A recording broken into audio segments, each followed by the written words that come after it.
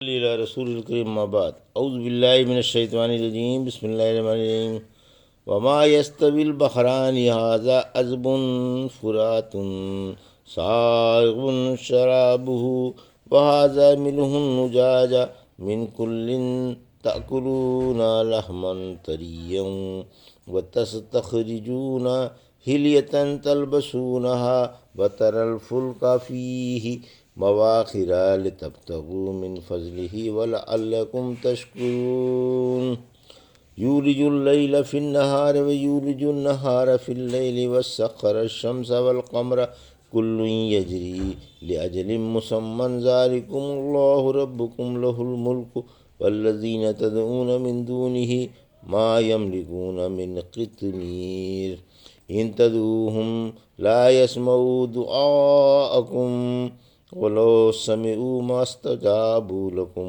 ويوم القيامة يكفرون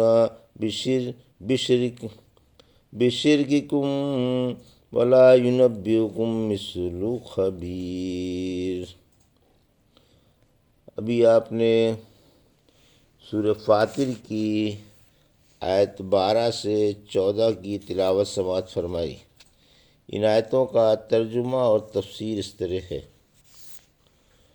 وما یستوی البحران ھذا عذب فرات سائغ شرابہ وھذا ملح اجاج من کل تأکلون لحما طریا وتستخرجون حلیة تلبسونها وترى الفلك فیہ مواخر لتبتغوا من فضلہ ولعلکم تشکرون۔ آیت 12۔ ترجمہ: اور دونوں دریا برابر نہیں، ایک تو میٹھا پیاس بجھانے والا اور ہضم کرنے والا ہے، اور دوسرا کھارا اور کڑوا ہے، اور تم ہر ایک میں سے تازہ تازہ گوشت کھاتے ہو اور زیورات بھی نکالتے ہو جن کو تم پہنتے ہو، اور تم اس میں کشتیاں پانی چیرتی پھاڑتی آتی جاتی دیکھتے ہو تاکہ تم اللہ کا فضل تلاش کرو اور اس کا شکر ادا کرو۔ یہ تھا ترجمہ سورہ فاطر کی آیت 22 کا تفسیر۔ اللہ نے دو طرح کے دریا پیدا کیے۔ اللہ نے اپنی ہمگیر و عظیم قدرت سے طرح طرح کی چیزیں پیدا فرمائی، ان میں سے دو طرح کے دریا بھی پیدا کیے۔ انہی کی طرف توجہ مبذول کرائی جا رہی ہے کہ اس نے ایک میٹھا دریا پیدا کیا۔ میٹھا دریا یہی چھوٹے بڑے دریا ہیں جو مختلف ملکوں اور علاقوں میں اور مختلف جنگلوں میں جاری ہیں۔ ان کا پانی میٹھا، لذیذ اور اچھا ہوتا ہے اور ہاضم بھی ہے۔ دوسرا دریا بحر منجمد ہے جس کا پانی کڑوا ہے، اس میں بڑے بڑے جہاز چلتے ہیں، اس کا پانی کھارا، تلخ اور بدمزہ ہوتا ہے۔ پھر فرمایا کہ تم ہر ایک دریا میں سے تازہ تازہ گوشت کھاتے ہو، یعنی ان کی مچھلیاں استعمال کرتے ہو اور ان سے پہننے کے لیے زیورات نکالتے ہو۔ سورہ رحمان کی آیت 22 میں فرمایا ان میں سے موتی اور مونگے نکلتے ہیں۔ پھر فرمایا کہ تم کشتیوں کو دیکھو گے کہ وہ اپنے سینوں سے پانی چیرتی ہوئی آگے بڑھ رہی ہیں۔ جہاز پانی تو پانی، ہوا بھی چیرتے پھاڑتے آگے بڑھتے ہیں۔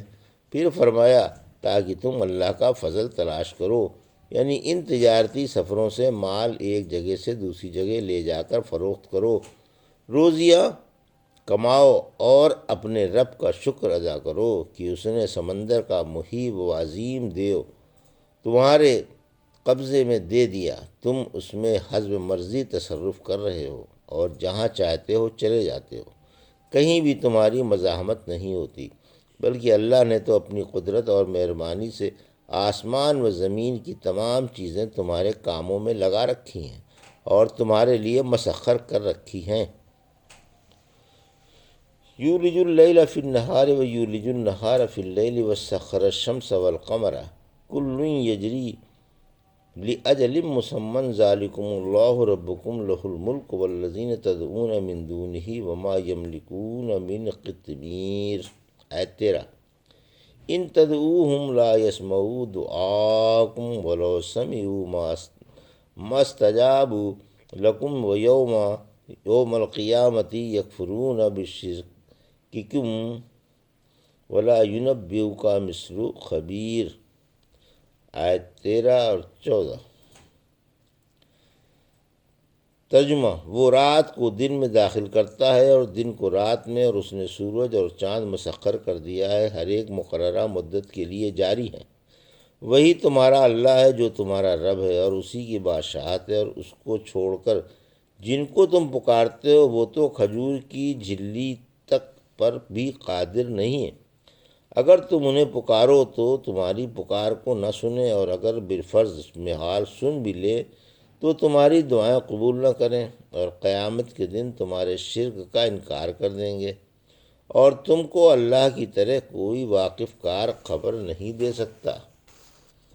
یہ تھا ترجمہ آیت 13 اور 14 کا۔ تفسیر: اللہ ہی معبود ہے، بت کسی چیز پر بھی قادر نہیں۔ آیت 13 اللہ کی عظیم غلبے اور کامل قدرت کا بیان ہے کہ اس نے تمہارے قبضے میں رات کو میں اپنی تاریکیوں کے اور دن کو میں اپنی روشنیوں کے دے دیا۔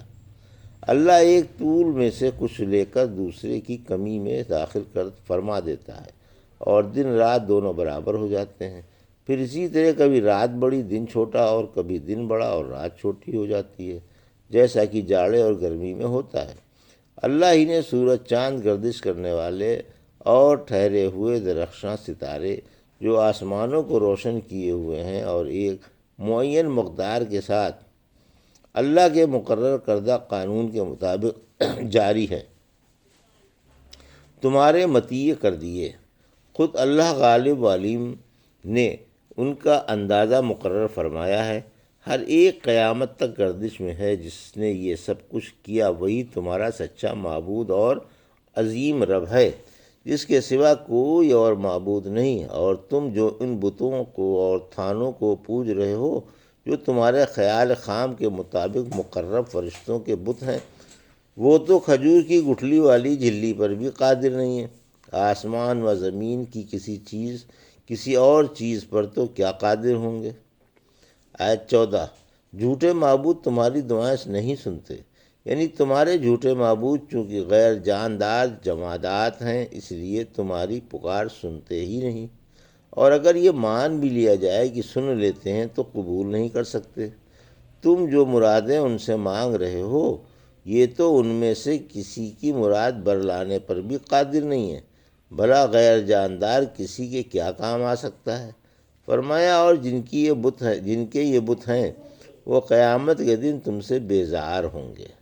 سورہ احقاف کی آیت 65 میں فرمایا اس سے بڑا کوئی گمراہ نہیں جو اللہ کو چھوڑ کر ایسوں کو پکارے جو قیامت تک اس کی دعا قبول ہی نہ کر سکیں اور ان کی پکار سے بے خبر رہیں، اور جب لوگ جمع کیے جائیں تو الٹے ان کے دشمن ہو جائیں اور ان کی عبادت کا انکار کر دیں۔ پھر فرمایا کہ آپ کو ایک واقف کار کی طرح کوئی خبر نہیں دے سکتا، یعنی کاموں کے نتائج کی اللہ کی طرح کوئی خبر نہیں دے سکتا۔ اللہ نے جو کچھ خبر دی ہے اس میں کوئی کلام نہیں۔ یہ تھا سورہ فاطر کی آیت 12 سے 14 کا ترجمہ اور تفسیر جو بھی آپ نے سماعت فرمائی۔ بارک اللہ لی و لکم فی القرآن الحکیم ونفعنا وإیاکم بالآیات الذکر الحکیم۔